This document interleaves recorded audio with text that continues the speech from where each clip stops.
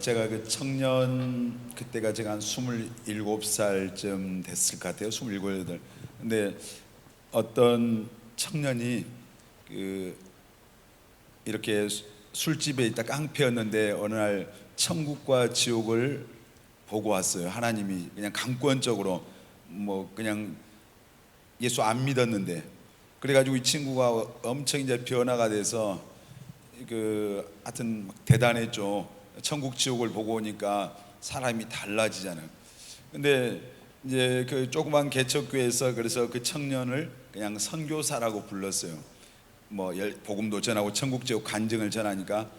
그래서 이제 그런 막 은사도 나타나고 성령의 어떤 충만함이 있으니까 어떤 사람이 그 허리가 이렇게 디스크로 앉지도 못한데 갑자기 어떤 집회에서 그 청년이 이상한 소리가 들린다 하더니 그 안수를 했는데 그냥 바로 그 자리에서 뭐 말짱해지는 걸 제가 봤거든요.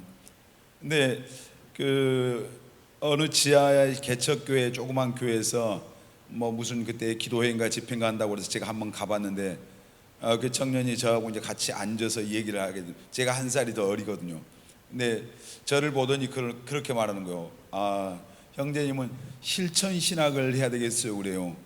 제가 그날 굉장히 기분 나빴거든요. 사실 그 말이 무슨 말이냐면은 그 많은 것을 하나님의 말씀에 대해서 아는 게 중요한 게 아니라 내가 받아들일 때 말씀을 이제 삶 속에서 그 하나님의 말씀을 이제 실천하는 그런 삶이 필요하다고 하는 그 얘기였어요. 제가 이제 스스로 그때 왜 이제 그걸 금방 알아차렸냐면은 내가 스스로 하나님의 말씀을 열심히 읽고 말씀을 많이 알고 이제 그때까지 제가 20살 때 예수 믿고 이제 그 군대 가기 전에 어린이들 주일학교도 하고 그 중고등부도 하고 그 다음에 청년들 제가 회장하면서 설교도 하고 뭐 군대 가서 또 막 이런 시간들을 많이 보내서 내 안에 어떤 스스로 교만함이 사실 있었죠. 근데 그걸 딱 그냥 간파하고 얘기를 하는 거예요. 그래서 굉장히 그날 제가 기분이 나빴는데 그 오랫동안 제 마음속에 그 실천 신학을 해야 되겠습니다는 그 말이 오랜 세월 동안 지금도 제 마음속에 남아있는 그분은 어떤 생각으로 아마 성령께서 그 마음에 그런 마음을 주셔서 툭 던졌는데 저는 그 툭 던진 한마디가 제 평생에 제 가슴 속에 항상 남아있는 말씀이에요. 근데 여러분, 우리가 때때로 성경에 대해서 알고 있는 것이 이제 그것을 우리의 믿음으로 착각을 할 때가 있어요.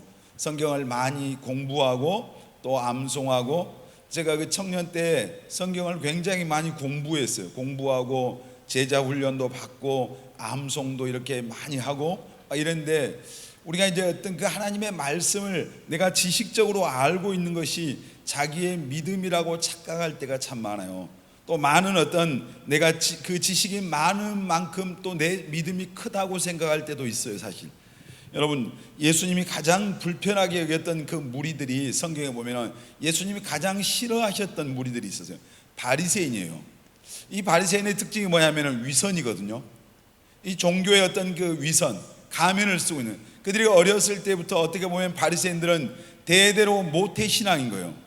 자기 조상부터 전부 다 하나님 믿는 그런 신앙인데, 그래서 그들은 율법 하나님의 말씀을 굉장히 또 잘 지키고 일에 2번씩 금식하고 뭐 11조 제대로 하고 예배 안식일 잘 지키고 이렇게 하면서 자기들 스스로 굉장한 그 존재라고 하는 그런 어떤 자부심이 있었어요. 근데 실제로 눈에 보여지는 그런 모습들은 그러했지만 그들의 마음속이 예수님이 보실 때 겉으로는 안식일도 지키고 금식도 하고 다 하는데 그 바리새인들의 마음속이 너무너무 부패한 거예요. 너무 이중적인 거예요. 위선적인 거예요. 그래서 예수님께서 바리새인들을 굉장히 싫어하시고 바리새인들, 사두개인들을 막 심지어 이 독사의 자식들이라고 그랬어요. 독사의 자식이 무슨 자식이에요? 마귀 자식이네, 마귀 자식. 우리가 보면은 그 정도 신앙생활하면 잘하는 것 같은데 예수님은 이 마귀 자식아 이랬다 이 말이에요. 그러니까 예수님이 보시는 걸 뭘 보신 거예요? 중심을 보셨잖아요. 마음을. 오늘 또 그 주님이 저와 여러분의 마음을 살피시는 줄 믿습니다. 우리는 하나님에 대해서, 신앙에 대해서 알아야 돼요. 호세아 4장 6절에 보면은 내 백성이 지식이 없음으로 망하는도다 그랬어요. 지식이. 그 호세아에 보면은 내 백성이 누구 백성이에요? 하나님의 백성. 하나님을 믿는다고 하는 사람들이 지식이 없어서 망한다. 여러분, 그 지식이 무슨 지식이에요? 세상에 우리가 배우는 학문이 아니라 하나님에 대한 지식. 여러분에게도 하나님에 대한 지식이 필요합니다. 아멘. 지식이 있어야 돼요. 그러니까 지식이 없음으로 망한다 그러면서 아모스 말씀의 8장 11절의 말씀에 보면은 이제 사람들이 양식이 없어서 줄이는 것이 아니라 하나님의 물이 없어서 양식이 없어서 줄인 것이 아니고 물이 없어서 가람이 아니라 하나님의 말씀, 그 하나님의 말씀을 듣지 못한 것에 대한 기갈이 사람들에 있었다고 합니다. 말세에 많은 젊은이들이 비틀거린다고 성경은 하고요. 왜 비틀거리냐? 밥을 못 먹어서 비틀거리는 게 아니라 하나님의 말씀, 영의 양식이 없어서 영적인 기갈이 와서 수많은 젊은이들이 비틀거리고 방황한다 이 말입니다. 여러분, 예수 믿어도 사람들이 방황합니다. 왜요? 하나님의 말씀이 없으면 방황해요. 인생에 나침판이 없잖아요. 시편 119편 105절에 주의 말씀은 내 발이 뭐라고요? 등이요 내 길에 빛이다. 여러분, 교회에 아무리 오랫동안 다녔어도 모태 신앙이었어도 여러분이 젊어도 하나님의 말씀이 없으면 비틀거릴 수밖에 없어요. 오늘 우리 꿈의 교회 청년들 한 사람도 비틀거리는 자들이 없기를 바랍니다. 아멘. 크게 아멘. 여러분, 그러나 정말 더 중요한 거, 우리가 하나님의 말씀을 알아야 돼요. 지식이 있어야 돼요. 하나님에 대한 지식이 있어야 돼요. 성경에 대한 지식이 있어야 돼요. 여러분, 지식이 있기를 바랍니다. 어제 새벽에 이만희 씨가 감옥에 갔어요. 이만희 씨가 교회에 와서 많은 사람들을 데려갔잖아요. 데려갔는데 근데 교회에 있는 사람들이 신천지 이만희에게 미혹됐던 게 뭐였어요? 이유가 뭐였어요? 하나님의 말씀에 대한 지식이 없었대요. 말씀이 없으니까 세상에 그 말도 안 되는 교리를 가지고 와서 미혹해서 거기에 신천지로 넘어가는 사람이 30만 명이 있잖아요. 이번에 코로나 때 우리가 알게 됐잖아요. 30만 명이 넘어가서 거기 집사님도 있어요, 권사님도 있어요, 장로님도 있어요, 심지어 전도사도 있어요, 목사도 있어요. 거기에 실제로 그 사람들이 이제 직분이 중요한 게 아니라 하나님의 말씀이 무지하니까, 지식이 없으니까 그 이단한테 끌려가는 거예요. 근데 하여튼 이단의 그 말로를 보면은 이단의 마지막은 비참해요.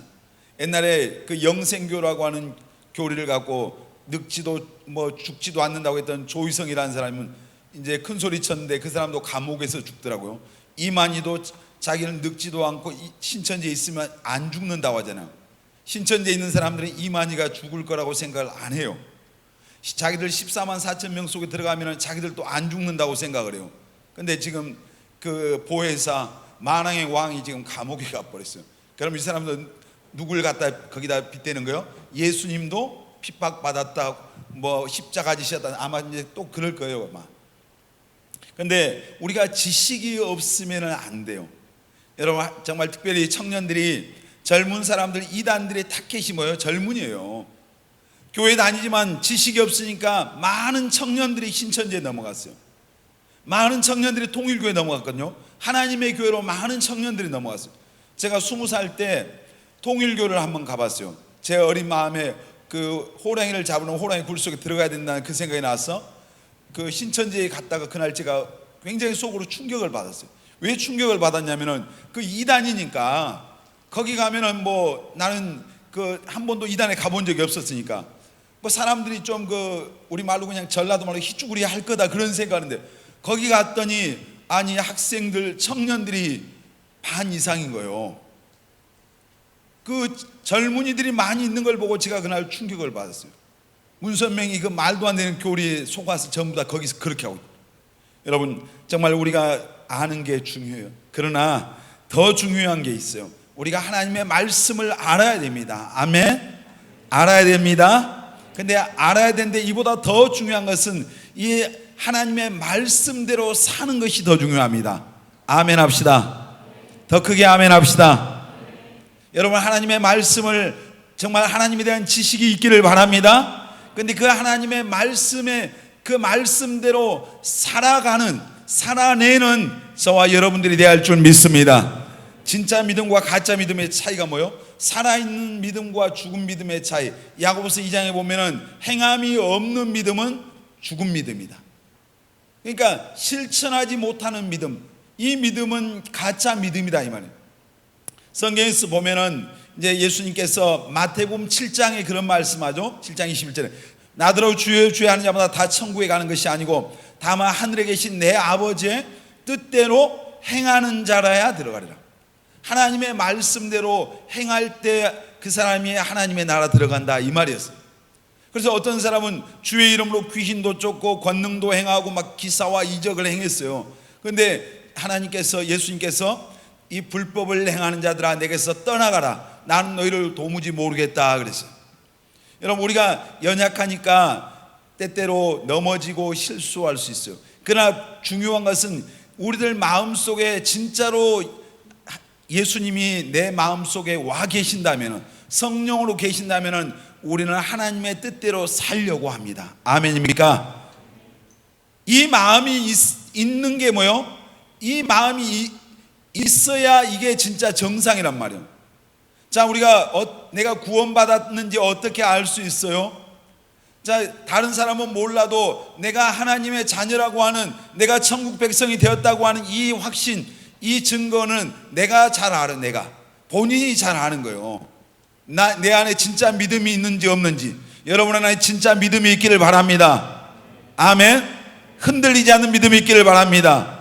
그런데 이 믿음에 내가 진짜로 구원받고 내 안에 하나님이 나와 함께 계시고 내가 하나님의 자녀가 됐다고 하는 증거가 있어야 돼요. 이 증거가 없으면 이건 가짜란 말이에요. 그런데 그 증거 가운데 하나가 내가 하나님의 말씀대로 살고자 하는 그 마음이 일어나는 거예요. 여러분 안에 그 마음이 있기를 예수님의 이름으로 축원합니다. 아멘. 고린도후서 5장 17절에 보면은 누구든지 그리스도 안에 있으면은 뭐라고 그랬어요? 새로운 피조물이다. 이전 것은 지나갔고 보라 새 것이 되었다 그랬어요. 우리가 예수 믿으면 우리는 새 사람이 된 겁니다. 아멘. 여러분 예수를 믿습니까? 그러면 여러분 새 사람이 된 것입니다. 아멘. 자, 새 사람, 이제 완전히 새로운 피조물로 바꿔놓으셨어요. 고친 게 아니라 바꿨단 말이에요. 그러니까 바꿨다고 하는 것은 그 예수 믿기 전에는 우리 안에 죄가 왕노릇하고 마귀가 내 주인이었는데 예수 믿으니까 신분이 바뀌었습니다. 어떻게 바뀌었어요? 하나님의 자녀로 바뀌었어요. 아멘. 그러니까 하나님의 사람으로, 다시 말해서 하나님이 성령으로 영으로 예수 믿는 자 안에 와 계십니다. 믿는 사람 아멘 합니다. 그러면 그 하나님의 그분은 뭐요? 나를 거룩하게 살고 싶고 하나님의 뜻대로 살고 싶은 그 마음을 내 안에 계신 그분이 계속해서 일으켜내는 거예요. 예수 믿기 전에는 주인이 마귀였단 말이에요. 다시 말해서 죄가 우리의 주인 노릇하고 있었어요. 그러니까 아무리 착하게 살아야지, 의롭게 살아야지 해도 내가 착하게 살 수가 없어요. 교육을, 윤리 도덕을 배우는데 바르게 살라고 가르침을 받는데 막상 그 어떤 상황 앞에서 내가 무기력하게 넘어지는 거예요. 바울이 그래서 그런 고백을 해서 오라 나는 곤고한 자다. 내가 정말 이 죄 앞에서 무기력해지고 넘어지는 그 자신을 보면서 한탄하는 고백이거든요. 그런데 예수 믿으면은 그분이 내 안에 와 계시기 때문에 내가 말씀대로 살고 싶은 마음이 그 안에서 일어나기 시작합니다. 하나님의 뜻대로 살고 싶은 마음이 일어나는 거예요. 오늘 이것이 여러분이 예수 믿는 증거가 되시길 바랍니다. 크게 아멘 합시다. 아멘. 여러분 오늘 지금 시대의 기독교는 위기입니다. 위기. 지금 위기의 기독교예요. 사실 왜 그래요? 기독교를 개독교라고 폄하하고 공격하고 조롱하고 모욕하고 여러 가지 원인이 있어요. 여러 가지 원인이 있고 이번에 코로나 때문에 보세요. 세상에 반기독교적인 그런 사상을 가진 사람들은 기독교가 그들의 적입니다. 원수 마귀에게 있어서 이 첫 번째 이제 적이 뭐요? 기독교요. 다시 말해서 예수님이잖아요. 예수님 때문에 지옥 가는 사람이 적어지는 거예요. 그러니까 이 기독교와 무신론과 말하자면 유신론은 함께 갈 수가 없단 말이에요. 그런데 이 유신론을 주장하는 사람들이 대부분 뭐요? 공산주의, 사회주의, 우리가 요즘 말로 하면 그런 좌파 성향을 가진 그런 사람들이 반기독교적인 그런 성향이 강해요, 대체로. 근데 그러니까 사회주의에서 기독교를 인정을 안 하잖아요. 중국 같은 데 막 교회를 부시잖아요. 북한에서 교회가 존재할 수 없는 거예요. 어용교회 2개인가 3개인가 세워놓고 그건 선전용이에요. 갈 때마다 신자가 바뀌는 거죠. 근데 오늘날 이제 여러 가지 이제 위기의 원인이 있는데, 지금 요즘 같으면 뭐 코로나가 교회에서 한 명만 나오면 아주 벌떼같이 일어나서 지금 공격하는 거예요. 교회에 대한, 기독교에 대한 부정적인 이미지를 계속해서 더 씌우는 거예요. 그러니까 이 코로나가 끝나고 났을 때 이제 복음의 어떤 새로운 어떤 패러다임이 필요해요. 사실 새로운 전환점이 필요한 것 같아요. 이제 가서 야 교회 가자, 예수 믿자, 그냥 이렇게 해서는 어떤 한계가 올 것 같아요. 그래서 요즘 제가 날마다 하나님 앞에 저도 기도하고 있어요. 하나님, 정말 복음을 전하기 위해서 주님 새로운 하나님의 지혜와 하나님이 주시는 새로운 전략을 주세요. 제가 그런 기도하고 있거든요. 날마다 새벽마다 기도할 때 주님, 제게 주의 복음을 전하기 위해 필요한 전략과 지혜를 주세요. 그런데 사람들이 지금 기독교에 대한 굉장히 그런 거부감을 더 많이 지금 코로나 때문에 갖고 있는 거거든요. 그러니까 여러분, 우리가 정말 그럼 기독교가 그 세상이 공격하는 만큼 그렇게 나쁜 겁니까? 그렇지 않잖아요. 그런데 어떤 기독교가 위기를 만나는 그 가운데 여러 가지 원인이 있지만은 그 중에 우리들에게서 찾는다면요, 예수 믿는 사람들에게 찾는다면 우리가 이제 하나님의 말씀에 대해서, 하나님에 대해서 아는 만큼 살아내지 못한 거예요. 보여주지 못한 거예요. 세상은 예수 믿는 우리들을 통해서, 교회를 통해서 그들이 뭘 보고 싶은지 아세요? 진짜 하나님 계신 것을 보고 싶어 하는 거예요. 여러분의 삶을 통해서 믿지 않는 세상 사람들은 우리의 모습 속에서 예수님 보고 싶은 거거든요. 사실 하나님 어딨냐 이렇게 그들이 말하지만 그들은 무슨 얘기예요? 그 얘기가 하나님 찾고 싶다는 얘기잖아요. 진짜 살아계신 하나님 있으면 만나고 싶다는 얘기 아니에요? 근데 우리가 그걸 못 보여준 거예요. 여러분, 예수 믿는 크리스찬들의 삶이 믿지 않는 자들의 삶과 다르지 않는 거예요. 아니 오히려 더 못하죠. 그래서 마태복음 5장 13절에 예수님께서 산상수훈에 예수 믿는 저와 여러분이 뭐 했어요? 따라서 합시다. 너희는 크게요, 너희는 세상의 소금이니. 우리한테 뭐라고요? 세상의 소금이래요.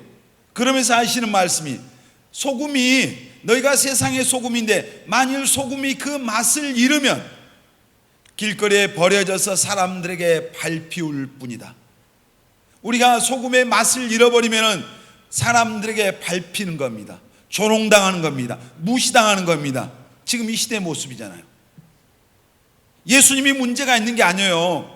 기독교라고 하는 이 하나님의 진리가 문제가 있는 게 아니라 예수 믿는 저와 여러분들의 삶에 문제가 있는 거예요. 우리가 맛을 잃어버렸어요. 맛을 잃으니까 우리가 맛을 잃은 소금이니까 사람들이 우리를 밟아요. 여러분, 조롱하는 거예요.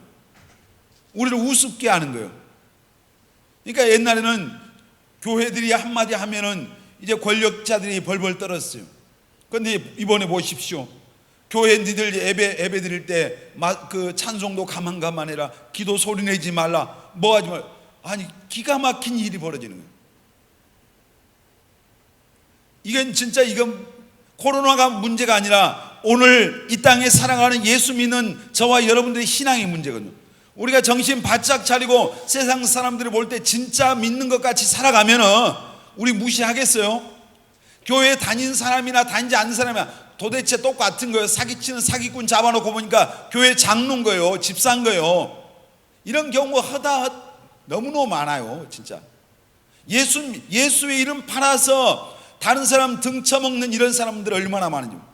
여러분, 우리끼리 있으니까 여러분들이 삶의 자리에 가면은 여러분들을 보면서 야, 너 진짜 예수 믿는 사람이다 이런 이야기 듣습니까? 너 교회 다니냐? 너 예수 믿냐? 이런 얘기 듣습니까 여러분? 어느 날 세상에서, 사회에서 여러분 만났던 친구가 여러분이 우연히 교회 가는 걸 보고 깜짝 놀라서, 저희가 교회 다녔어? 혹시 이런 사람 없습니까? 네가 교회 다니냐? 그 말이 뭐, 너 그렇게 살면서, 그렇게 못되게 살면서 너 교회 다닌다고 그랬어? 지금 이런 사람들이 더 많은 거예요, 사실. 여러분, 정말 우리가 얼마나 많은 설교를 듣고 책을 또 유튜브를 통해서 뭐 지식의 홍수예요. 어떻게 살아야 되는 거, 예수 믿는 사람들 어떻게 살아야 된다는 걸 알아요, 몰라요? 구체적으로 다 일일이는 알 수 없지만 여러분의 마음속에서 예수 믿으니까 어떻게 살아야 된다고 하는 그 전제가 있어요, 없어요? 있어요. 진짜로 구원받았으면. 교회 나오지만 예수 믿지 않고 있으면 뭐 할 말 없지만은, 여러분 정말 로마서 2장 13절 우리 함께 말씀 보겠습니다. 로마서 2장 13절 시작. 하나님 앞에서는 율법을 듣는 자가 의인이 아니요 오직 율법을 행하는 자라야 의롭다 하심을 얻으리니. 자, 하나님 앞에서는 하나님의 말씀을 듣는 자가 의인이 아니요 오직 하나님의 말씀을 뭐하는 자가 행하는 자라. 여러분, 우리가 완전할 수는 않아요. 그렇지만 하나님의 말씀대로 살려고 하는 그 자세를 갖고 신앙생활 하시길 바랍니다. 아멘. 여러분 안에 하나님의 말씀대로 살아야 되겠다는 의지가 충만하게 되시기를 예수님의 이름으로 축복합니다. 여러분, 세상에서 우리가 하나님 말씀대로 살아가는 게 쉬워요, 어려워요? 쉽지 않아요. 우리가 예수 믿는 사람들이 말씀대로 산다고 하는 것은 쉽지 않고 때때로 사람들이 조롱해. 여러분들 예를 들어 회식 자리 가서 술이 나왔어요. 거기서 예수 믿는 사람들이 마음 놓고 술 마셔야 돼요? 아니잖아요. 자, 지난번에도 제가 이런 술에 대한 얘기 잠깐 했지만 어떤 사람들은 이런 설교하면 속으로 거예요. 성경에 어디 술 마시지 말란 말이 있어? 술 취하지 말란 말이 어디 있어? 취하지만 말라겠지 마시지 말란 말 어디 있어? 계속 이제 뭔가를 자기 정당화를 시킬 거리를 찾는 거예요. 그 사람은 뭐예요? 우리가 고린도전서 3장에 보면은 우리 예수 믿는 사람의 몸이 뭐라고 그랬어요? 우리 예수 믿는 사람의 몸이 뭐예요? 하나님의 성령이 계시는 하나님의 뭐예요? 성전이요, 성전. 한번 해봅시다. 내 몸은 하나님이 계시는 하나님의 성전이다. 아멘. 한번 옆 사람한테 말해주세요. 형제님의 몸은, 자매님의 몸은 하나님이 계시는 성전입니다. 여러분, 하나님이 계시는 곳은 거룩하잖아요. 맞아요? 거룩하게 보존돼야 돼요. 아멘. 그런데 성전된 우리 안에다, 우리 몸이 성전인데 여기다 갖다 우리가 술 마시고 담배 피고 마약을 하고, 예를 들어서 뭐 이상한 우리가 몸을 학대하고 막 이렇게 한, 요즘 이제 예를 들어서 그 길거리가, 옛날에 목사님이 청년 때는 예를 들어서 문신을 하고 다니는 사람들은 대부분 어떤 사람이냐면 조폭이었어요. 그러니까 조폭들이 옷을 쫙 벗으면은 뒤에다 뭐 무시무시한 그림, 막 호랭이 그림, 용 그림 막 이런 거 그려. 근데 요즘은 조폭이 아닌데 문신하는 사람 많잖아요. 이제 어떻게 보면 뭐 멋으로 여기 어깨도 하고 팔도 하고 뭐 귀 밑에도 하고, 제가 볼 때는 나중에 후회가 많을 건데 그런 생각이 들어요. 나이가 먹으면 그게 얼마나 흉하겠어요. 이 피부가 항상 젊었을 때 같은 게 쭈글쭈글해져가는데, 근데 성경에 보면 사실 문신하지 말란 말이 나와요. 처음 들어봐요? 성경 읽어봐요. 구약성에 뭐 문신하지 말라고. 하여튼 그러니까 혹시 그 예수 믿기 전에 여러분 가운데 문신한 사람은 어쩔 수 없지만 이제 교회 다니면서는 문신 같은 거 그런 데다 마음을 쏟지 말란 얘기죠. 그러니까 하여튼 뭐 요즘은 어제도 보니까 횡단보도 지나는 사람 보니까 여기 어깨에 젊은 친구들 보니까 막 문신이 엄청 세게 졌더라고. 예를 들어서 그런 친구들이 교회 와서 예수 믿는데 찬양을 엄청 잘하고, 제가 찬양단 세워놓으면 여름에 찬양하겠어요. 문신 여기다 이상한 그림 그렸는데 막 팔 뻗으면 성도들이 은혜가 엄청 되겠잖아요. 깜짝 놀라고. 근데 이제 엉뚱한 대로 좀 갔습니다만은, 우리가 세상에서 하나님의 말씀대로 살아낸다고 하는 것은요, 싸움이에요. 영적인 싸움이란 말이에요. 근데 그럼에도 불구하고 우리는 하나님의 말씀대로 살아내야 돼요. 아멘. 이게 하나님의 사람이란 말이에요. 우리가 예를 들어서 자 보세요.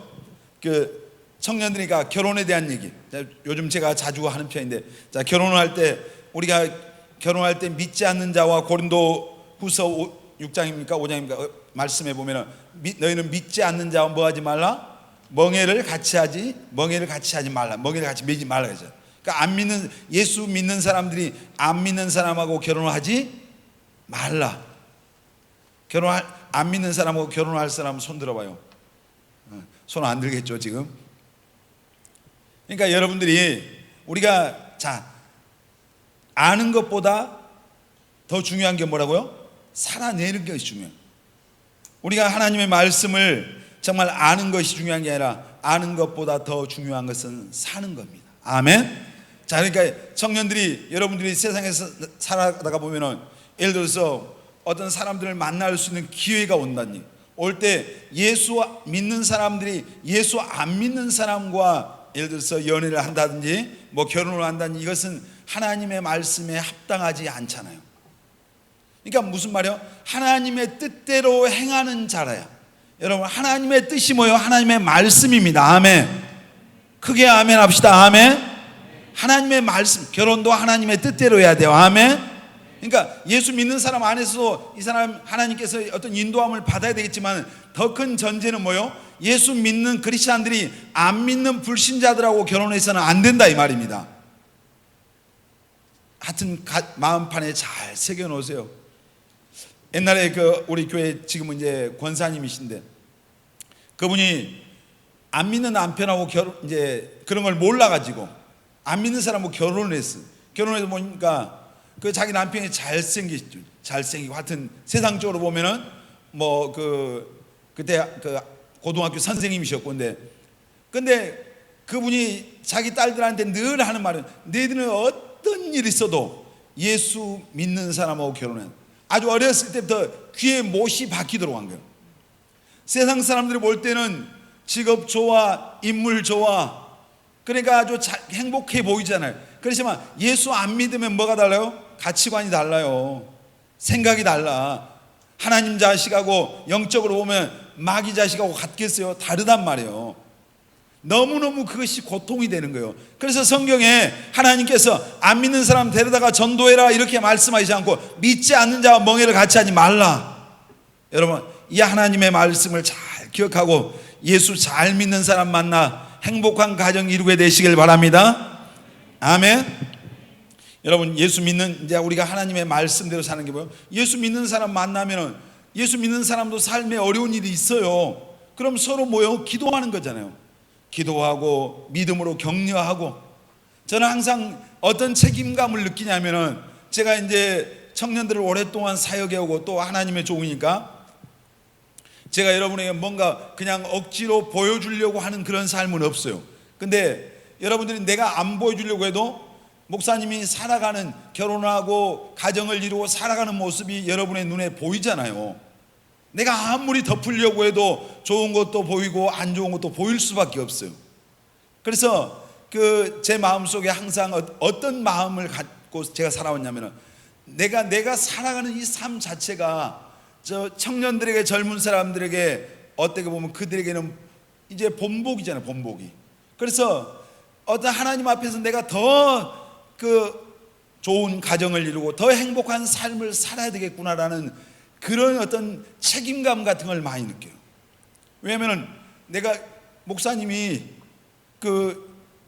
사모님하고 살면서 맨날 으르렁대고 싸우고 밖에서 자매들이 복도에서 들으니까 안에서 뭐 그릇이 날아가고 냄비가 깨지는 소리가 들리면은 여러분들이 그 소리 듣고 와서 설교 들으면은 은혜가 되겠어요? 옛날에 제가 청년 때 어떤 분이 그런 거예요. 아침에 목사님 집 앞을 지나오는데 대판 쌈박질 하더라고요. 아주 난리가 난 거예요. 근데 그날 목사님이 교회 오셔서 강대에 올라가서 그냥 너무 이제 설교를 잘 하시는데 은혜가 하나도 안 되더라고요. 집에서 아주 막 거친 소리가 담장으로 뛰어나오고 그 소리를 들었잖아요. 굉장히 여러분 우리가 예수 믿는 사람들의 삶이 중요해요. 자, 우리가 예를 들어서 이제 정직한 삶, 우리가 크리스찬들이 정직하게 살아야 되잖아요. 이거 알잖아요. 아는 것보다 더 중요한 게 뭐라고요? 사는 거죠. 자, 직장 생활할 때 제가 직장에 갔을 때 이제 사무실에 보니까 사장님이 집사님인데 그 사무실의 직원한테 이중장부를 쓰라고 말하더라고요. 왜냐하면 세금을 그냥 거기에 매출 수입과 지출을 그대로 하면 세금을 많이 내야 되니까 이중장부, 세무서에 보고할 그 장부를 따로 쓰라고 명하더라고요. 저는 굉장히, 제가 직접 당사자는 아니지만 그 갈등이 느껴졌어요. 제가 이제 처음에 직장에 갈 때 이제 기계실에 들어갔었어요. 제가 그 산업용 큰 보일러를 돌리는 그 기계실에 들어갔는데 보니까 거기도 장부를 써요. 그날 하루에 그 기계를 돌리는데 기름이 얼마가 소비됐는가가 그게 쭉 기록이 됐어요. 그래서 한번 가서 그 기계를 한번 돌려봤어요. 돌려봤더니 내 전임자가 사용해 거기 기록한 것은 제가 한번 돌려보고 금방 알았어요. 완전히 뻥이었어요. 그래서 저는 그대로 기록을 했어요. 기록을 하니까 이제 그 사무실에서 사장님이 자네는 뭐 기술이 더 좋은가? 이렇게 물어요. 왜냐하면 그 사람이 그 전임자가 썼던 것에 반 정도만 내가 쓴 거예요, 기름을. 그럼 무슨 얘기예요? 그 사람은 뭐 했다는 얘기예요? 그걸 가지고 나쁜 짓 한 거예요. 어느 날 그 주유소에서 탱크로리 유조차 기사가 왔어요. 와서 저를 보고 그래요. 그때 제가 그 청년 때였죠. 저보고 기름이 혹시 안 남느냐고 그래요. 제가 금방 알아차렸죠.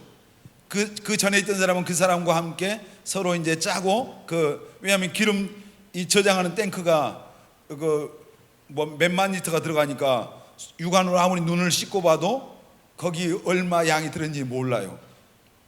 그래서 제가 무슨 기름이 남겠냐. 그러니까 그 사람이 저를 보는 게 이 답답한 놈 말하고 그 다음부터는 저하고 이제 그 얘기를 거기서 끝냈습니다. 끝내는 무슨 얘기? 우리가 정직한 삶. 이랜드 박성수 회장이 처음에 적은 옷가게부터 시작을 했잖아요. 그러면서 하나님 앞에 내가 주님 정말 하나님의 말씀대로 사업을 해서 성공한 것을 보여주게 하세요. 그 기도를 했다고 그래요. 그래서 세금 정확하게 낸 거예요. 주일 성수 정확하게 하고 세금 내고. 그러니까 나중에 국세청에서 야 무슨 세금을 이렇게 많이 내냐 이런 얘기를 들었어요. 이제 이랜드가 더 커져가지고 중국으로 진출했잖아요. 중국에 상하이인가 어떤 시에 가서 거기서 사업을 해서 거기서도 자기들이 이익을 남긴 만큼 세금을 정확히 내니까 중국 공산당에서 그런 거예요.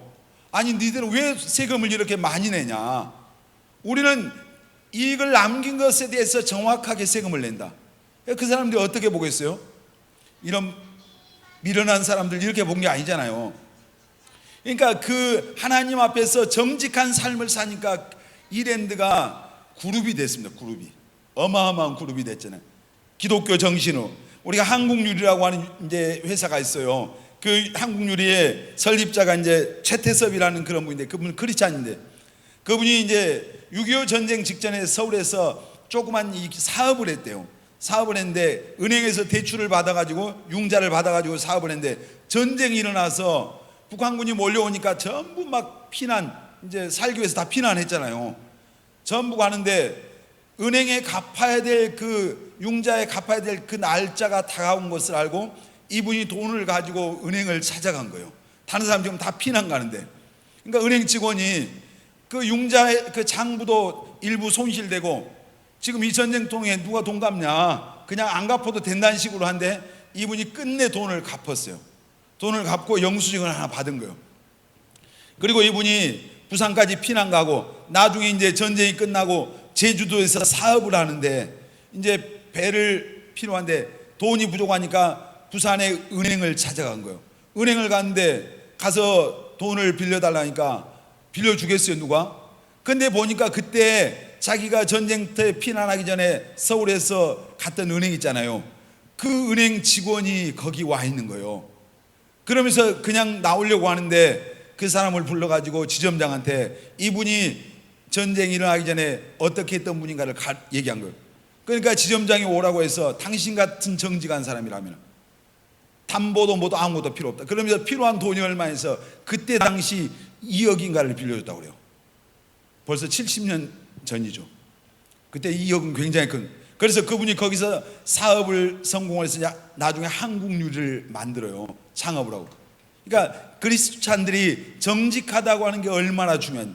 IMF 때 어떤 사업하던 가정이 그 부동 하나 가지고 미국으로 이제 가셨어요. 갔는데 거기 그 불법 체류한 거 미국으로 가서 그러다 이제 교회를 나가는데 성도들이 보니까 너무 좋은 사람들인 거예요. 그래서 이분들에게 영주권을 얻게 해주려고 성도들이 막 백방으로 노력하는데 영주권을 얻으려면은 옆에 있는 다른 나라를 그때는 다른 나라로 갔다가 다시 들어오면서 대사관에서 이제 면접을 하는 거예요. 그래서 멕시코로 갔다 이렇게 들어오는데 거기 변호사가 이렇게 얘기하는 거예요. 혹시 대사관에서 면접할 때 그 아이들한테 다른 나라에서 공부해 본 적이 있냐고 하면 절대 없다고 말해라.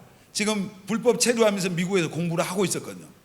그런데 하나님 앞에 기도를 했대요. 하나님 절대 그 질문 그 면접까지 안 하게 해주세요. 눈물로 기도했어요. 왜냐하면 그 질문에서 영주권 못 얻으면 이제 추방당하니까. 그런데 웬걸 그날 면접하는데 그 면접관이 그 질문을 하는 거예요. 이 아들들 때 대학생들 2명인데 애들 마음속에 그 갈등이 왔겠죠. 근데 이 청년들 마음속에 어떤 생각이 드냐면 우리가 정말 크리스찬인데 여기서 거짓말하면 통과할 수 있지만 그러나 거짓말할 것인가, 내가 하나님 말씀 앞에 정직할 것인가, 이 생각을 하면서 내가 비록 영주권을 못 얻는다 할지라도 나는 하나님 앞에서 거짓된 삶을 살 수 없다. 그래서 다른 나라에서 공부해 본 적이 있냐고 물어보니까 예스라고 돼요. 그러니까 그 대사관 면접하는 분이 알고 있잖아요. 그런 사람들 한두 번 받겠어요? 너희들 같이 한마디로 정직한 젊은이들이라면은 이 미국에 와서 공부할 충분한 자격이 있다. 그래서 도장을 찍고 그들에게 이제 그 영주권의 허가를 내줬다고 하는 그런 이제 그 간증을 듣습니다. 여러분, 우리가 예수 믿는 사람들이 하나님의 말씀대로 산다고 하는 것이 힘들 때도 있고 어려울 때 있지만 그럼에도 불구하고 우리는 하나님의 말씀대로 살아야 될 줄 믿습니다. 아멘. 여러분, 우리가 이제 크리스찬들은 성실해야 됩니다. 맞죠? 여러분 정말 직장 생활을 하든 어디를 가든 여러분 성실한 예수 믿는 청년들이 되시길 바랍니다. 아멘. 출애굽기 20장 9절에 보면 안식일에 대한 말씀이 나와요. 그런데 너희들은 엿새 동안 힘써 일을 하라 그랬어요. 자, 우리 학생들은, 대학생들은 엿새 동안 힘써 해야 될 일이 뭐겠어요? 예를 들어서 열심히 공부해야죠. 자, 직장 다니는 우리 청년들, 여러분 지금은 주 5일제지만은 예를 들어서 하여튼 5일 됐든 6일 됐든 여러분의 그 직장 생활 속에 힘써서 일해야 됩니다. 그게 하나님의 영광이 돼요. 그게 하나님 앞에 그것이 우리의 사명이란 말이에요. 그런데 우리가 그 야곱을 보면은 창세기 31장에 보면은 야곱이 외삼촌 라반의 집에 가서 20년 동안 머슴살이를 해요. 머슴살을 하는데 20년 동안 얼마나 사실 고된 삶이었거든요. 근데 야곱이 그런 고백을, 내가 20년 동안 눈 붙일 겨를이 없었다. 그만큼 성실하게 살았다 이 말입니다. 여러분, 제가 전에도 설교하면서 그런 얘기 했지만 예수님께서 12명의 제자를 택하실 때 성실한 사람들을 뽑았어요. 충성스러운 사람 뽑았다 이 말이에요. 자기 일에 열심을 가진 사람들을 뽑았어요. 하나님이 어떤 사람을 선택할 때, 축복할 때 아무나 뽑는 게 아니란 말이에요. 베드로가 어부였는데 그 갈릴리 바닷가에서 낮잠이나 자는 어부가 아니었단 말이에요. 열심히 살아가는 어부였단 말이에요. 성실한 사람. 여러분, 예수 믿는 사람들이 교회 와서 어떤 사람들은 교회에서는 열심히 해요. 교회 와서 기도도 열심히 하고 찬양도 잘하고 뭐 교회 와서 봉사하는데 직장에 가서 학교에 가서 밖에 나가서 엉터리들이 많아요. 어떤 어른들은 교회 와서는 열심히인데 집에 가서는 가정일 다 내팽개친다 이 말이에요. 이게 이래서 세상에서 우리의 어떤 삶이 능력이 안 되는 거예요. 여러분, 하나님의 백성들은요 뭐 그런 고백 있잖아요.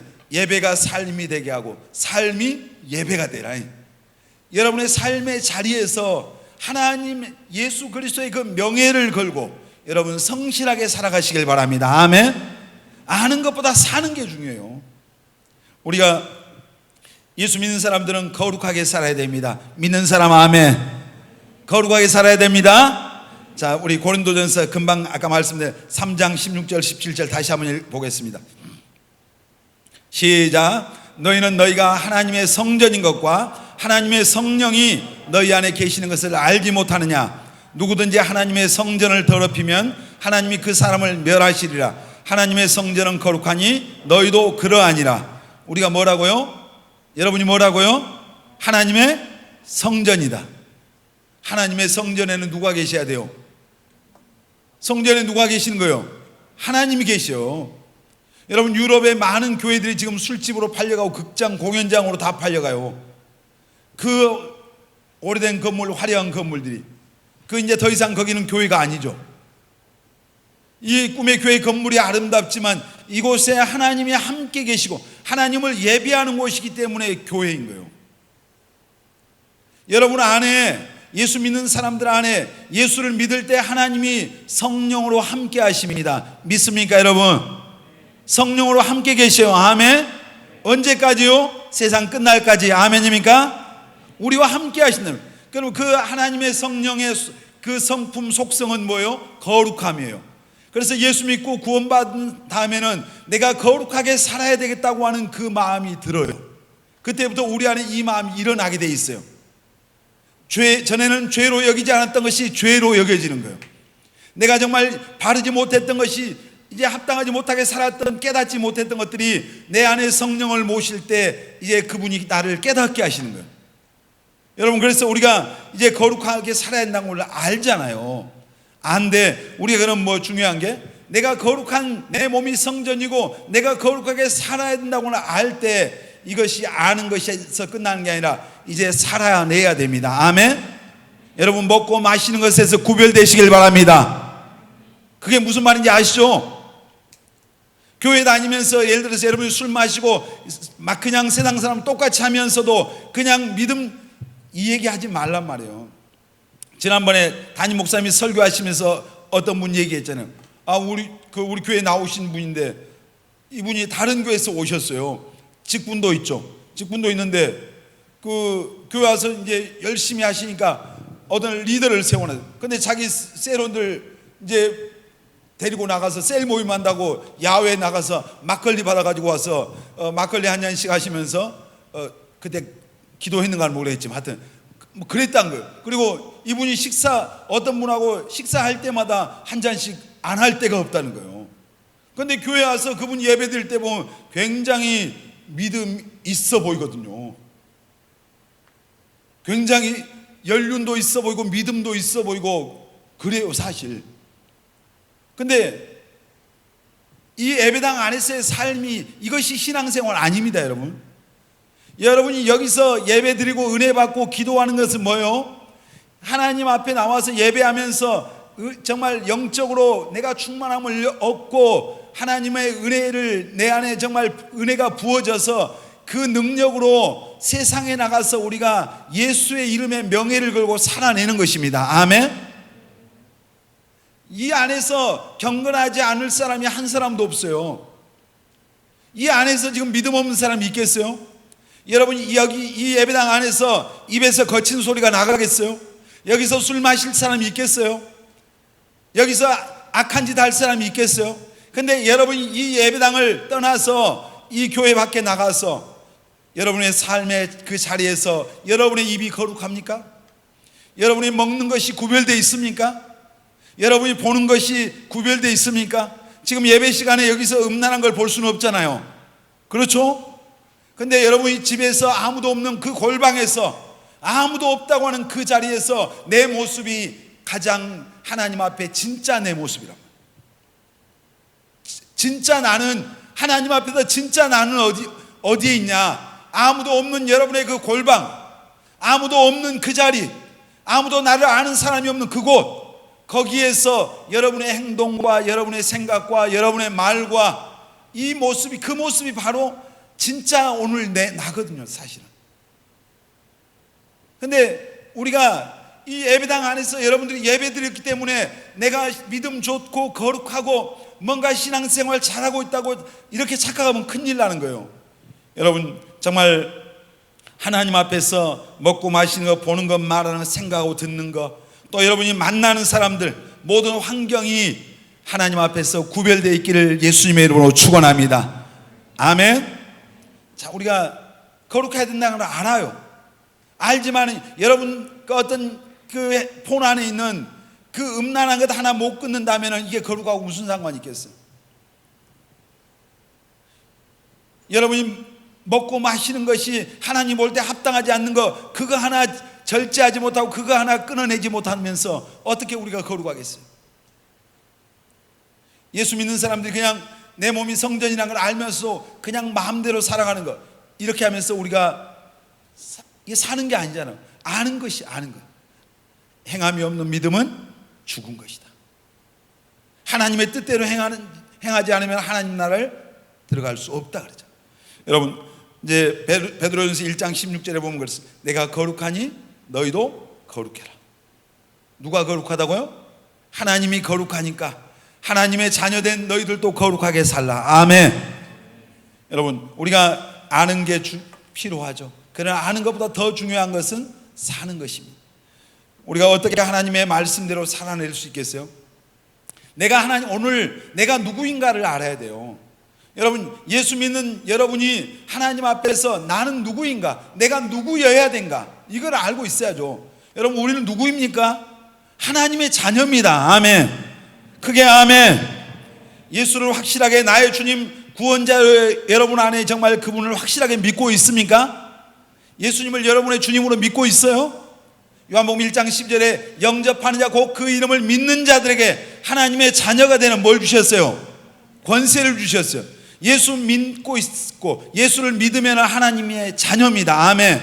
하나님의 자녀라고 믿는 사람만 아멘입니다. 정말 믿습니까?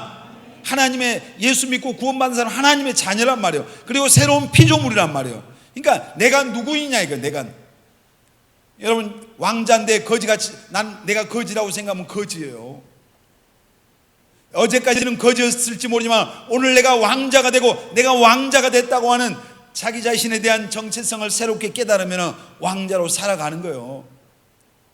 여러분, 왜 우리가 예수 믿고 구원받은 하나님의 자녀라고 말하면서 하나님 말씀대로 살아내지 못하고 작은 죄악 앞에서 무너지고 세상에 가서 타협하고 비굴하고 이렇게 됩니까? 내가 누구라고 하는 것을 잊고 사는 거예요. 여러분, 우리가 세상에서는 우리를 몰라줄지라도 하나님은 우리를 인정하십니다. 아멘. 여러분, 구원받았으면 하나님의 자녀예요. 아멘. 오늘 정말 하나님의 자녀가 된 순간 하나님의 말씀대로 살 수 있는 능력도 하나님이 주십니다. 그냥 예수 믿고 구원받아서 하나님의 자녀가 되면은 하나님이 우리에게 하나님 말씀대로 살아낼 수 있는 힘도 주셔요. 아멘. 빌립보서 4장 13절에 내게 능력 주시는 자 안에서 내가 모든 것을 할 수 있느니라. 아멘입니까? 우리 구호도 많이 했잖아요. 내게 능력 주신 자 안에서 내가 모든 것을 할 수 있다. 이 말씀을 믿습니까? 그렇다면 그 능력 주신 하나님, 그분이 우리를 하나님의 말씀대로 살아낼 수 있도록 힘 주시는 것을 믿으시길 바랍니다. 여러분, 하나님이 우리가 할 수 없는 것을 하라고 하는 게 아니에요. 여러분 가운데 아직 내가 누구인, 정말 아직 구원받지 못한 우리 청년들이 있습니까? 오늘 이 저녁에 여러분의 삶을 하나님께로 돌이키고 예수님을 여러분의 구원자와 주님으로 영접하고 하나님의 자녀가 되시길 바랍니다. 또 우리가 하나님의 말씀대로 살아내려면 하나님이 원하시는 삶이 무엇인지를 우리가 알아야 돼요. 그게 뭐요? 가장 하나님이 원하시는 그 삶을 알려면 말씀 가운데 나가야 돼요. 하나님의 말씀. 아까 시편 119편 105절 말했잖아요. 주의 말씀 내 발의 등이고 내 길의 빛이라. 시편 119편 9절 11절 보겠습니다. 같이 읽습니다. 청년이 무엇으로 그의 행실을 깨끗하게 하리까? 주의 말씀만 지킬 따름이. 여러분, 무엇으로 행실을 깨끗게 한다고요? 하나님의 말씀으로. 아멘. 자, 같이 또 11절 시작. 내가 주께 범죄하지 아니하리하여 주의 말씀을 내 마음에 두었나이다. 여러분, 범죄하지 않기를 원합니까? 넘어지면 안 되잖아요. 아멘. 승리하기를 원해요? 그럼 뭐 하려고요? 하나님의 말씀을 어디에 두라고요? 누구 마음에? 내 마음에. 여러분 마음 안에 하나님의 말씀을 두십시오. 아멘. 이 말씀이 내 안에 있으면 나를 지킨다니까요. 내가 잘못된 길로 갈 때 그 말씀이 내게 가르쳐줘요. 야, 그건 죄다. 그건 아니야. 말씀이 기준이 되니까. 그러니까 이스라엘 사사시대에 이스라엘 백성들이 왕이 없어서 자기의 소견에 옳은 대로 행했다 그래서 그때 왕이 그들이 섬기는 하나님이 그들의 왕이라고 고백을 했어요, 입술로는. 근데 인정을 안 한 거예요. 자, 하나님의 말씀을 우리 마음에 두어야 됩니다. 말씀이 여러분을 지켜냅니다. 아멘. 이게 얼마나 중요한지 자, 119편 1절로 3절 시작. 행위가 온전하여 여호와의 율법을 따라 행하는 자들은 복이 있으며, 계속 여호와의 증거들을 지키고 전심으로 여호와를 구하는 자는 복이 있도다. 참으로 그들은 불의를 행하지 아니하고 주의 도를 행하는도다. 아멘. 하나님의 말씀을 여러분이 마음에 두십시오. 말씀, 이게 뭐요? 하나님이 그래야 원하시는 삶이. 예를 들어서 아까 결혼에 대해서 믿지 않는 자와 멍에를 같이 하지 말라 했다죠. 근데 이것도 모르는 사람이 많아요. 교회 다니면서 모르니까 안 믿는 사람하고 결혼해. 그러니까 지식이 없으니까 망하는 거예요. 이게 이제 그냥 단적인 예를 얘기하는 거예요. 그러니까 여러분이 말씀을 읽고 그 말씀을 마음에 두는 게 너무너무 중요해요. 시편 1편에 뭐라 했어요? 복 있는 사람, 하나님의 말씀을 주야로 묵상하는 자다. 여러분 정말 우리 청년들 날마다 하나님의 말씀을 읽고 묵상하고 그 말씀을 마음에 채우시기를 예수님의 이름으로 축원합니다. 아멘. 말씀이 있으면 승리예요. 말씀이 있으면 이 말씀대로 살아내려고 하는 그 마음, 기준이 생기잖아요. 여러분 우리가 또 정말 하나님의 뜻대로 살려면 주님과 믿음으로 여러분 동행하십시오. 그리고 정말 주님과 동행하면서 주님 앞에 매 순간 물어봐. 주님 이럴 때 어떻게 해야 됩니까? 그리고 주님 앞에 주님을 의지하고 기도하고. 여러분 우리가 예수님이라면 어떻게 하실까라는 그런 유명한 책이 있어요. 고전, 기독교 고전인데 안 읽어본 사람 꼭 한번 읽어봐요. 매 순간마다 이 순간에 예수님은 어떻게 하셨을까? 주님이라면 어떻게 하셨을까? 늘 이 생각을 하는 거예요. 그러니까 어떤 시험 앞에 왔을 때, 어떤 유혹 앞에 왔을 때 주님이라면 이럴 때 어떻게 했을까? 예수님이 내가 술자석에 갔을 때 주님은 어떻게 하셨을까? 한정미 예수님 어떻게 하셨을 것 같아요? 술자리에서 한잔 하셨을 것 같아? 안 하셨겠잖아요. 보디발의 아내가 예수님 앞에 유혹을 했다고 생각해. 예수님이 어떻게 했을까? 거기서 넘어갔을까? 이것아 정신 차려라 그랬을 거예요. 사탄아 물러가라 했겠. 그러니까 저도 예수님이라면 어떻게 하실까 그 책을 읽고 굉장히 신앙의 도전을 받았어요. 매 순간마다 주님이라면 어떻게 하셨을까? 늘 그 의식 속에 하면 주님이 항상 내 옆에 계시는 거죠. 에녹은 성경에 보면은 300년 동안 하나님과 동행했대요. 자, 성경 한번 볼까요? 창세기 5장 21절로 24절 시작. 에녹은 65세에 무두셀라를 낳았고 65세 그 다음 무두셀라를 낳은 후 300년을 하나님과 동행하며 자녀를 낳았으며 계속 그는 365세를 살았더라. 에녹이 하나님과 동행하더니 하나님이 그를 데려가심으로 세상에 있지 아니하였더라. 죽음을 안 보고 갔어요, 에녹은. 근데 65세 누구를 낳았어요? 무두셀라. 근데 그거 알아요? 성경에서 가장 오래 살았던 사람이 무두셀라요. 969세에 죽었어요. 징글징글하게 살았죠? 969세. 근데 그때 65세 무두셀라를 낳고 그때부터 300년 동안 하나님과 동행했대요. 그러니까 65살 될 때까지는 정신을 못 차렸던 것 같아. 그러니까 이 말씀 보면서 우리는 이 에녹처럼 350년 못 살잖아요. 하여튼 길어봐야 100년 안쪽이니까 지금 여러분 청년 때 우리가 정신을 차리고 지금까지 예수 주님과 동행하지 못했으면 이제 그 무두셀라 안 낳았더라도 이제 우리가 하나님과 동행하는 이 삶이 필요해요. 그러니까 에녹이 300년 동안 그래서 하나님과 동행하고 365세에 하나님이 데려가셨어요. 그냥 안 죽고 그냥 올라가 버렸어요. 죽음을 보지 않고 간 사람 중에 한 사람이죠.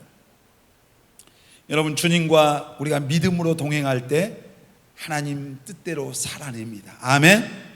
늘 내 옆에 주님이 계신 것 같은 그 의식 속에서 믿음으로 살아갈 때 내가 승리할 수 있어요. 그리고 여러분, 정말 하나님의 말씀대로 아는 게 아니라 말씀대로 사는 게 중요한데, 말씀대로 살려면은 우리가 무엇보다 성령의 충만함을 받아야 돼요. 아멘. 우리 옆 사람 보면서 성령 충만 받읍시다. 성령 충만이 뭐예요? 불로고요. 이거 어떤 사람은 막 성령 충만 불로만, 그러니까 성령 충만하다고 하는 것은 내가 완전히 하나님의 그 영에 100% 장악당하는 거예요. 우리 안에 두 소욕이 있어요. 육신의 소욕이 있고 성령의 소욕이 있어요. 예수 믿는 사람 안에. 예수 안 믿는 사람 안에는 무슨 소욕만 있어요? 육신의 소욕만 있어. 그래서 육신이 원하는 대로 살아. 자, 우리의 생각이 두 가지 생각이 있어요. 육신의 생각이 있어요. 영의 생각이 있어요. 육신의 생각은 망하는 거예요. 사망. 영의 생각은 생명과 평안이에요. 그러니까 육신의 생각대로 끌려가면 우리는 죽을 짓 하는 거예요. 예수 믿어도. 육신의 생각대로 끌려가면 그렇게 하는 거예요. 그런데 영의 생각, 하나님이 주시는 생각에 사로잡히면 나는 영적인 삶을 사는 거예요. 그런데 이 100% 영적인 하나님의 영의 생각에 사로잡히는 것이 뭐예요? 성령의 충만함을 받는 거예요. 성령 충만 받으면 내 생각, 내 의지가 내 안에서 완전히 사라져. 주님 원하는 대로 내가 살아가는 거예요. 그래서 이제 에베소서 5장에 보면은 너희가 술 취하지 말고 오직 성령의 충만함을 받으라. 아멘. 성령 충만 받으십시오. 아멘. 우리가 마음은 원이로되 육신이 약하도다. 바울이 그런 고백했잖아요. 내가 예수 믿고 진짜 구원받은 사람은 하나님의 뜻대로 살기 원합니다. 아멘. 마음은 원하잖아요. 아멘. 근데 마음은 원인데 육신이 약해서 넘어지고 실수하고 무너질 때가 많잖아요. 근데 이 마음, 육신이 약한 육신, 이것이 완전히 내가 이 육신에 굴복하지 않으려면 우리가 성령 충만 받아야 됩니다. 아멘. 성령 충만함을 받으면 하나님이 내 전부를, 나를 장악하시니까 내가 하나님의 뜻대로 살아낼 수가 있는 것입니다. 아멘. 성령이 우리에게 죄에 대해서, 의에 대해서, 심판에 대해서 알게 한다. 이것이 하나님이 원하는 삶인지 아닌지를 알게 하는 것. 여러분, 우리 청년들 정말 무엇보다도 성령 충만 받기를 힘쓰시기를 바랍니다. 아멘. 성령 충만하려면 하나님 앞에 기도하는 것밖에 없어요. 하나님 앞에 나와서 성령 충만함을 달라고 기도할 때만이 성령 충만 받습니다. 아멘. 우리 기도합시다. 아멘. 다른 때 같으면 지금 코로나 없으면 우리가 여름에 수련회도 가고 다 할 건데 올해는 그런 게 잘 안 된대. 여러분, 정말 코로나가 이게 우리의 삶에 어떤 영향을 주는 게 아니에요. 세상은 어떻게 돌아가든지 우리는 하나님 앞에 더 가까이 나와야 돼요. 아멘. 우리 청년들이 정말 여러분 교회에 나와서 기도의 자리에 나오십시오. 기도의 자리에 나와서 하나님 앞에 간절히 기도하는데, 여러분 기도해야 할 것 많잖아요. 미래를 위해서 여러분 기도해야 할 것 많은데, 그러나 그 무엇보다도 성령 충만 받게 해달라고 기도하시길 바랍니다. 아멘. 성령 충만하면 눈에 뵈는 게 없어요. 두려움이 없어요. 술 취하면 눈에 뵈는 게 없잖아요. 똑같은 거예요. 여러분, 정말 우리 꿈의 교회 청년들이 다 성령 충만 받기를 예수님의 이름으로 축원합니다. 여러분, 정말 신앙은 아는 것보다 사는 것이 더 중요합니다. 아멘. 우리 옆 사람 보면서 아는 것보다 사는 것이 더 중요합니다. 여러분, 하나님의 뜻대로 살아내기를 힘쓰시길 바랍니다. 실패하고 넘어지고 깨질지라도 끊임없이 주님 원하는 그 삶을 살아내는 이 몸부림을 저와 여러분들이 주님 앞에서 정말 날마다 이 몸부림을 하고 주 앞에서 하나하나 그것을 정복해내는 그런 저와 여러분 모두가 되시기를 예수님의 이름으로 축원합니다.